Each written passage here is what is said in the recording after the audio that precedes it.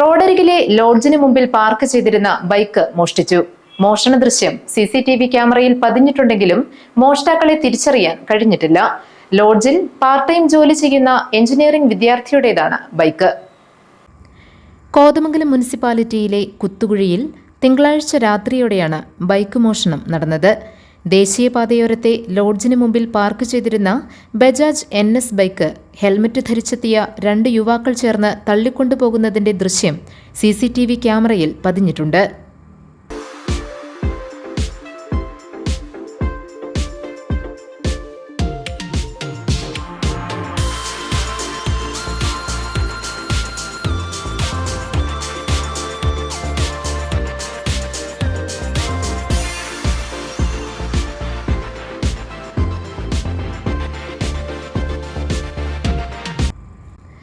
പരിസരമെല്ലാം നിരീക്ഷിച്ച ശേഷമാണ് യുവാക്കൾ ബൈക്കുമായി കടന്നത്.